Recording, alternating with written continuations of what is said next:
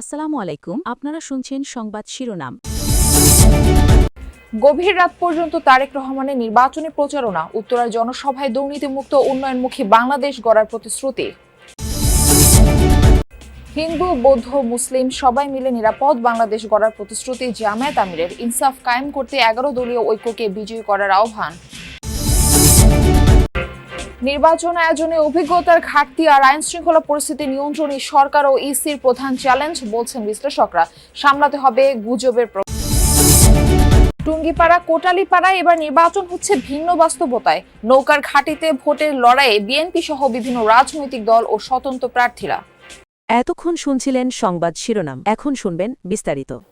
মঙ্গলবার সকাল থেকে গভীর রাত পর্যন্ত নির্বাচনী জনসভায় অংশ নেন বিএনপি চেয়ারম্যান তারেক রহমান। ময়মনসিংহ থেকে গাজীপুর সবশেষ রাজধানীর উত্তরায় জনগণকে কাঙ্ক্ষিত বাংলাদেশ উপহার দেওয়ার আশ্বাস দিয়ে বিএনপির পরিকল্পনা তুলে ধরেন তিনি। জোর দেন নতুন বাংলাদেশে দুর্নীতি দমনে। সকলকে ঐক্যবদ্ধ থাকার আহ্বান জানিয়ে জনগণের শাসন কায়েমের প্রতিশ্রুতি দেন তারেক রহমান। ব্রহ্মপুত্র পারে যেন বহুদিন পর রাজনীতির উৎসব উপলক্ষ 22 বছর পর বৃহত্তর ময়মনসিংহের জনতার কাছে বিএনপি চেয়ারম্যান তারেক রহমান দুপুর 2টায় জনসভায় আসার কথা থাকলেও সড়ক পথে অসংখ্য মানুষের শুভেচ্ছায় সিক্ত হয়ে তারেক রহমানকে মঞ্চে এসে পৌঁছতে 2 ঘন্টার বেশি সময় লাগে। এসেই বীর মুক্তিযোদ্ধাদের সাথে কুশল বিনিময় করেন তিনি। পরে তারেক রহমান দেশ গড়ার পরিকল্পনা তুলে ধরেন। নারীদের জন্য, মায়েদের জন্য, আমরা গৃহিণীদের জন্য, বিশেষ করে খেটে খাওয়া মানুষ যারা, সেই পরিবারের গৃহিণীদের জন্য আমরা একটি ফ্যামিলি কার্ড নামে কার্ড দিতে চাই মা বোনদেরকে, যাতে করে এই ফ্যামিলি কার্ডের সুবিধা প্রত্যেকটি মানুষের, প্রত্যেকটি পরিবারের কাছে, অল্প হলেও প্রত্যেকটি পরিবারের কাছে পৌঁছিতে পারে। দুর্নীতির বিরুদ্ধে বিএনপির অবস্থান বরাবরই জিরো টলারেন্স ছিল জানিয়ে আগামীতেও এ বিষয়ে আরো জোর দেওয়ার কথা জানান তিনি। 12 ফেব্রুয়ারি ভোর থেকে ভোটকেন্দ্র পাহারা দেওয়ার আহ্বান জানিয়ে তারেক রহমান ঐক্যবদ্ধ থাকলে জনগণের শাসন কায়েমের প্রতিশ্রুতি দেন। সেই স্বৈরাচার যেভাবে বলতো তাদেরই ভাষা ব্যবহার করছে বিএনপি। তাদের বক্তব্য যে দুর্নীতিতে বলে চ্যাম্পিয়ন ছিল। তা আমার প্রশ্ন 2001 থেকে 2006 সাল পর্যন্ত তাদেরও তো 2 জন সদস্য বিএনপির সরকারে ছিল। তো বিএনপি যদি অতই খারাপ হয় তাহলে ওই 2 ব্যক্তি কেন পদত্যাগ করে চলে আসেনি? লাইন দিয়ে দাঁড়াবেন, ভোট শুরু হবে, সাথে সাথে ভোট দেওয়া ইনশাল্লাহ শুরু করবেন। পরে ময়মনসিংহ বিভাগে গণভোটে হ্যাঁ পাশ করলে ফ্যাসিবাদ ফিরবে না, এজন্য নতুন ফ্যাসিস্টরা গণভোটের বিপক্ষে প্রচারণা চালাচ্ছে। যশোরে নির্বাচনী সমাবেশে এমন মন্তব্য করেন জামায়াত আমির ডাক্তার শফিকুর রহমান। কেউ যদি পায়ে পাড়া দিয়ে ঝগড়া করতে আসে তবে ছাড় দেওয়া হবে না বলেও হুঁশিয়ারি দেন তিনি। বলেন, একটি দল মায়েদের ফ্যামিলি কার্ড দেওয়ার কথা বলছেন, আবার মা বোনেরা নির্বাচনী প্রচারণায় গেলেই হেনস্থা করছে। এমন ঘটনা চলতে থাকলেও নির্বাচন কমিশন ব্যবস্থা না নিলে এবার প্রতিরোধ করা হবে। দক্ষিণাঞ্চল জুড়ে আয়োজিত সমাবেশে এসব কথা বলেন জামায়াত আমির। নির্বাচনী প্রচারণার 6ষ্ঠ দিনে দেশের দক্ষিণ পশ্চিমাঞ্চল জুড়ে পথসভা ও জনসভায় অংশ নিচ্ছেন জামাত আমির ডাক্তার শফিকুর রহমান। দিনের শুরুতেই যশোর ঈদগাহ মাঠের জনসভায় অংশ নেন তিনি। জনসভায় জামাতের সেক্রেটারি জেনারেল অধ্যাপক মিয়া গোলাম পরোয়ার বলেন, একটি অপশক্তি জুলাই সনদ বাস্তবায়ন না করে আবারও দুর্নীতি অপশাসন ফিরিয়ে আনতে গণভোটে না এর পক্ষে ক্যাম্পেইন করছে। গণভোটের নাতে ভোট দেওয়ার জন্য ভিতরে ক্যাম্পেইন করছে। আমরা গণভোটে সবাই হা বলবো। হাতে ভোট দেওয়া মানে দুর্নীতির বিরুদ্ধে ভোট দেওয়া। জনসভায় প্রধান অতিথির বক্তব্যে জামাত আমির বলেন, একটি দল মহিলাদের হাতে ফ্যামিলি কার্ড দেওয়ার কথা বলে আবার মা বোনদের গায়ে হাত দিয়ে হেনস্থাও করছে। তাই তারা যতই প্রলোভন দেখাক তাদের কাছে মা বোনেরা নিরাপদ নয়। ভোট চাওয়ার জন্য বের হচ্ছেন, একদিকে ফ্যামিলি কার্ড আর একদিকে মা বোনদের গায়ে হাত, দুইটা তো একসাথে চলে না। এ দিয়ে কি বার্তা দেওয়া হচ্ছে জাতিকে?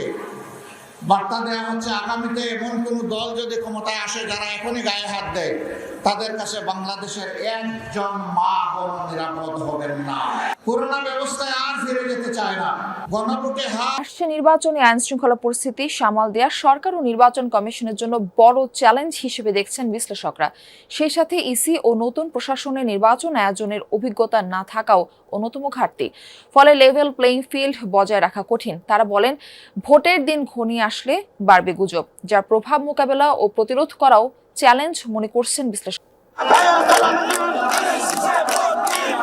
24-এর গণ অভ্যুত্থানে বদলে যাওয়া প্রেক্ষাপটে দুয়ারে কড়া নাড়ছে ত্রয়োদশ জাতীয় সংসদ নির্বাচন।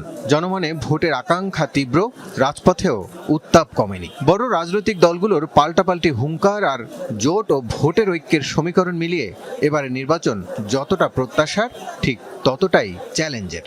তফসিলের পরেই সম্ভাব্য প্রার্থী হত্যা, স্বেচ্ছাসেবক দল নেতা খুনের ঘটনায় ছড়িয়েছে আতঙ্ক। প্রচার শুরু হতেই কেরানীগঞ্জে বিএনপি নেতাকে গুলি করে হত্যার ঘটনা পরিস্থিতি আরও জটিল করেছে। বিশ্লেষকরা বলছেন, ভোটের সময় সবচেয়ে বড় চ্যালেঞ্জ হয়ে দাঁড়িয়েছে আইন শৃঙ্খলা রক্ষা করা। এক নম্বরে হলো ধরেন আইন শৃঙ্খলা, কারণ এখানে যার সুযোগ আছে সে শক্তি প্রয়োগ করার চেষ্টা করে। এটা একেবারে 73 থেকে আমরা দেখে আসছি। তো নির্বাচন কমিশনের কিছু দুর্বলতাও কিন্তু বিরাট পয়েন্ট, কারণ তারা ওই রকম অবস্থাটায় থাকতে পারে না। অনেক কিছু আপনার যদি না পারি তাহলে মুখে বলতে হয় না। কিছু কিছু ঘটনা ঘটছে, এটা অস্বীকার করার কোনো উপায় নেই, বাট তারপর একটা পরিস্থিতিটা নিয়ন্ত্রণের বাইরে যায় নাই। বরং আমার কাছে মনে হয় যে ভোট হওয়ার জন্যে যদি এটাকে ধরে রাখা যায় তাহলে কোনো সমস্যা হবে না। বাট সবচেয়ে বড় জিনিসটা হবে এটাকে ধরে রাখা। দুটো দল একদম মুখোমুখি অবস্থানে চলে আসছে দেশের বিভিন্ন আসনে। সো এইটাকে মাথায় রেখে নির্বাচন কমিশন, সরকার, আইন শৃঙ্খলা রক্ষাকারী বাহিনী তাদেরকে আপনার প্রয়োজনীয় ভূমিকা পালন করতে হবে। বর্তমান নির্বাচন কমিশন দায়িত্ব নেয়ার পর এটাই প্রথম ভোট। আবার গণ অভ্যুত্থানের পর আমূল রাজনীতিতে অন্যতম আলোচিত আসন গোপালগঞ্জ 3। নিজের করে নেয়া এই আসন থেকে বারবার নির্বাচিত হয়েছেন সাবেক প্রধানমন্ত্রী শেখ হাসিনা। দীর্ঘদিন ধরে আওয়ামী লীগের দুর্গ হিসেবে পরিচিত টুঙ্গিপাড়া, কোটালীপাড়ায় এবার নির্বাচন হচ্ছে ভিন্ন বাস্তবতায়।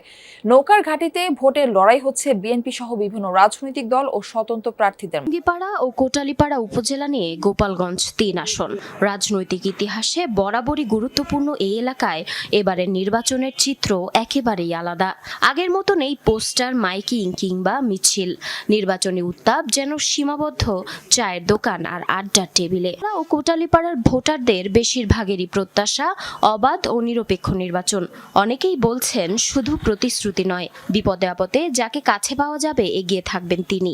বিগত দিনের আক্ষেপ ঘুচিয়ে এবার ভোট দিতে চান পছন্দের প্রার্থীকে। দীর্ঘ 17 বছর নিষ্পেষিত বাঙালি বাংলাদেশি যারা ছিল, ফ্যাসিস্ট বিদায়ের পরে আগামী 12 ফেব্রুয়ারি যে নির্বাচন হবে, ইনশাআল্লাহ আশা রাখি খুব সুষ্ঠু নির্বাচন হবে বলে আমার দৃঢ় বিশ্বাস। 12 ফেব্রুয়ারি নির্বাচন হবে এবং এই নির্বাচন খুব সুষ্ঠুভাবে হবে আমি মনে করি। যাতে আমাদের দেশে নির্বাচনটা সুষ্ঠুভাবে হয় এই আমরা কামনা করি।